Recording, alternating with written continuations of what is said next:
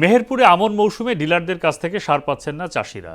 ফলে সিন্ডিকেটের কাছ থেকে সরকার নির্ধারিত দামের চেয়ে ৭০০ টাকা বেশিতে ইউরিয়া ও ডিএসপি সার কিনতে বাধ্য হচ্ছে তারা। সময়মতো প্রয়োজনীয় সার না পাওয়ায় ফলন নিয়েও শঙ্কায় চাষিরা। তবে কৃষি বিভাগের দাবি সারের কোনো সংকট নেই। তবে কতিপয় ডিলার কৃত্রিম সংকট তৈরি করছেন। ফারুক আহমেদের তথ্যচিত্রে তাহসিন তারিনের প্রতিবেদন। মেহেরপুরের মাঠ জুড়ে এখন আমন ধানের আবাদ, পাশাপাশি জেলার বিভিন্ন এলাকায় চলছে নানান ধরনের সবজি চাষ। কিন্তু প্রয়োজনের সময় সার না পেয়ে বিপাকে পড়েছেন কৃষকরা।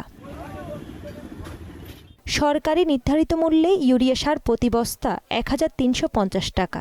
ডিলারের কাছ থেকে সরকারি দামে না পেয়ে বাধ্য হয়ে সিন্ডিকেটের কাছ থেকে কিনতে হচ্ছে ২০০০ টাকা পর্যন্ত দামে। আবার ডিলারের পাওয়া সার প্রয়োজনের তুলনায় অপ্রতুল্য। এছাড়া সময় মতো না পাওয়ায় উৎপাদন ব্যাহত হওয়ার আশঙ্কা করছেন কৃষকরা। সার লাগবে ৫ বস্তা, ৫ চাইলে ১ বস্তা। আমরা সার পাচ্ছি নিকো, আমরা হাতে তেল পাচ্ছি নিকো, আমরা হাতে কি করে হাতে খাবো আমরা? তাহলে ১ বস্তা সারে আমরা কি আবাদ করবো? আমার বিশেষ করে আমার জমিটা। সার আসে, শুনি সার আসে, সার কোথায় যায়?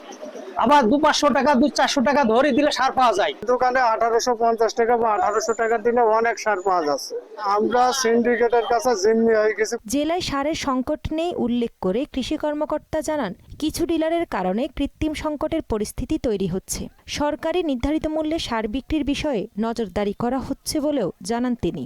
বর্তমানে সারের কোনো সংকট নেই, তবে কৃষকের চাহিদা অনেক বেশি। আমরা কৃষকদের কাছে বিনীত অনুরোধ করব তারা যেন বৈজ্ঞানিক পদ্ধতিতে কৃষি কাজ সম্পাদন করেন এবং একই সাথে তাদের যে কৃষি জমি রয়েছে সেই জমির যত্ন নিতে হবে। আমরা কৃষকদের পরামর্শ দিচ্ছি তারা প্রচুর পরিমাণে জৈব সার ব্যবহার করবেন এবং একই সাথে সুষমভাবে রাসায়নিক সার ব্যবহার করবেন। চলতি বছর মেহেরপুর জেলায় ২৮,০০০ হেক্টর জমিতে ধান ও সবজি চাষ হয়েছে।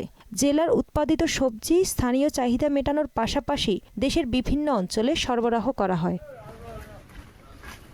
তাহসিন তারিন, মোহনা সংবাদ।